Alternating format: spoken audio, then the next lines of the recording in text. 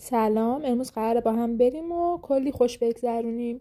اول از همه تصمیم گرفتم که یه میکاپ خیلی لایت انجام بدم. کانسیلر زدم، روژگونه زدم، خیلی کم از هر کدوم زدم به خاطر اینکه الان تو دورانی هم که نمیتونم خیلی غلیظ و خیلی تشریفاتی کنم چون برای بچه‌م خوب نیست. پس تصمیم گرفتم خیلی کم و لایت کنم.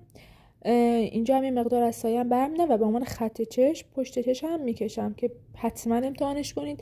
خیلی بهتر از خط چشم جوابه و خیلی طبیعی و شیک میشه.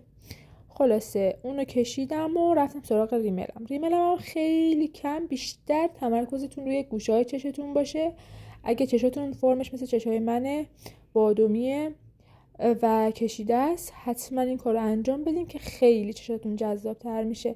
در آخرم تمام شد. سلام، بیاین با من و حنانه بریم کلاس زبان کره‌ای. البته من نمیرم، حنانه میره، ولی خب منم خواستم تجربهش کنم و از تجربه‌ام به شما بگم. تو مسیرمونم یه آقای بود تو مترو که داشت گیتار میزد، ولی از بس سر و صدا زیاد بود نتونستم براتون با صداشو بذارم. خلاصه که براتون از مسیرمون فیلم گذاشتم که ببینید چقدر جای با کلاسی داریم میریم. آخه این مسیر احمدآباد خیلی پارچه فروشی و مغازه‌های قشنگی داره. خلاصه نگم براتون دیگه، سرما خوردیم، هم خودم هم بچم.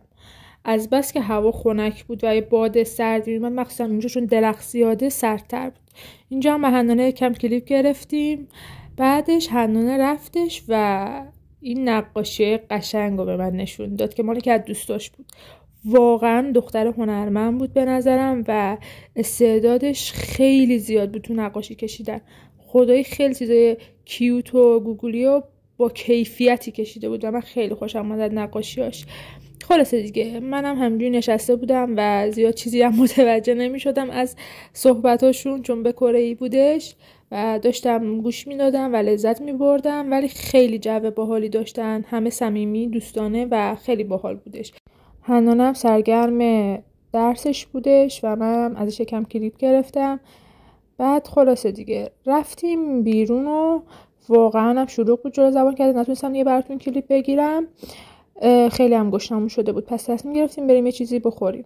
حنانه اول کالباس پیشنهاد داد. خب کالباس رو با چی بخوریم؟ لامصب دیگه رد شد و اون چیپس برداشت و من کیک، که واقعا کیکش هم خوشمزه بود، شکلاتی خوشمزه‌ای بود. خلاصه اینا رو حساب کردیم و زدیم بیرون دیگه. رفتیم دوباره تو هوای سرد. اینجا هم با حنانه هی براتون کلیپ گرفتیم. خلاصه کلی خندیدیم و بهمون خوش گذشتش. واقعا توردیلای خوشمزه بود، با اینکه من اصلا جز چیپس هیچ چیز دیگر رو دوست ندارم، ولی خب بازم این خوشمزه بود، طعم باحالی داشت. اینجا هم داریم برمیگردیم. وای بچه‌ها این ماشین خدایی خیلی قشنگ بود. اون شاهین بود، باورتون میشه؟ ببین چه خوشگل درش آورده بود، چه هزینه کرده بود. اینجا اومدم بهتون گلا رو نشون بدم یکم روحیتون لطیف شه.